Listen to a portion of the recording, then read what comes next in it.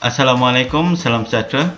Okey, dalam grup ini saya ada memberikan beberapa tips untuk anda boleh gunakan di dalam Facebook profile anda. Okey, sebagai contoh, saya ada berikan beberapa posting yang boleh anda copy and paste. Okey, sebegini, copy and paste ke wall anda. Jadi anda hanya perlu pilih ini dan paste di wall anda. Okey, copy, pergi ke wall anda dan anda boleh paste. Okey, di wall anda boleh paste. Okey, saya nyatakan di sini bahawa kita menggunakan cara yang tak perlu kita letak link. Okey, kalau kita letak link nampak sangat macam promosi. Okey, jadi ianya selalunya orang tidak memberikan perhatian kepada link yang kita beri. Okey, jadi kita hanya targeted kepada sesiapa yang berminat saja. Okey, katakan kalau ada yang klik link, like. Okey, klik like ni, jadi kita pergi chat one to one dengannya.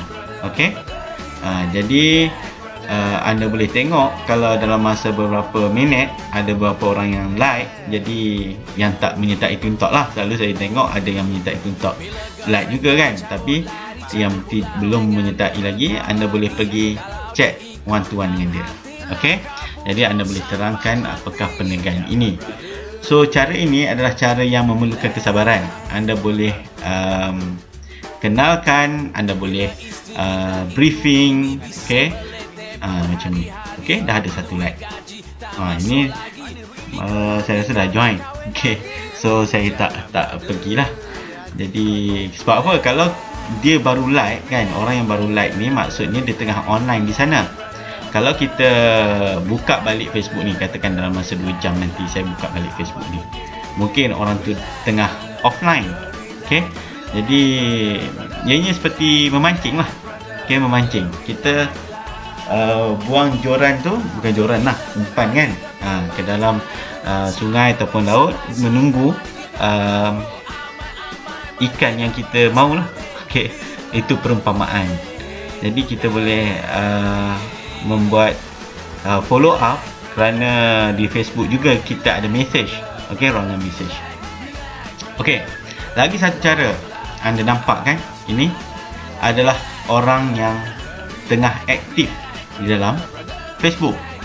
Okey, ini adalah orang yang aktif. Jadi sekarang ni ada 300 orang yang tengah aktif.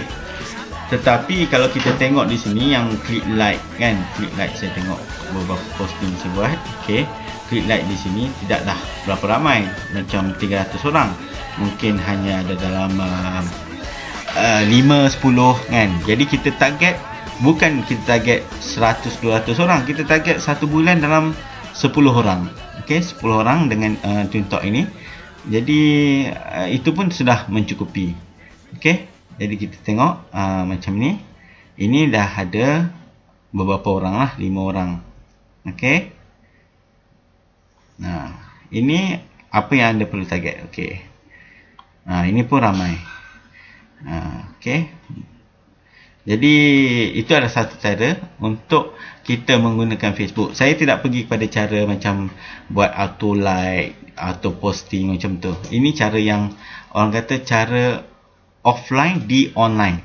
Okey, menggunakan online. Jadi kita pergi one to one. Target kita 10 orang. Okey, jadi pada chat pula anda boleh pergi dan klik mengucapkan okey, selamat malam. Okey, berminat dengan online business yang mampu memberikan kita income yang tinggi tetapi dengan modal yang sangat rendah. Just permulaan chat macam tu. Okey, jadi anda boleh pelbagaikan. Bukan cara saya katakan sebagai cara yang terbaik, tetapi dalam 10-20 orang dalam satu bulan tu tidak mustahil. Okey, mungkin anda juga boleh mendapatkan cara yang lebih baik, jadi ianya amat lagi bagus lah. Okey, jadi cuba pelbagaikan promosi, gunakan Facebook. Okey, gunakan Facebook. Jadi Facebook ni pula lagi satu, jika anda menggunakan Facebook yang digunakan bersama dengan Facebook yang anda gunakan dengan kawan office, keluarga, itu tidak sesuai untuk tujuan bisnes. Buatlah satu akaun lagi Facebook yang anda bina hanya untuk bisnes, dan add orang yang berminat tentang bisnes ataupun orang yang kita tak kenal. Tak menjadi masalah. Okey? Jadi anda tidak segan untuk mempromosi. Okey? Itu saja. Assalamualaikum. Salam sejahtera.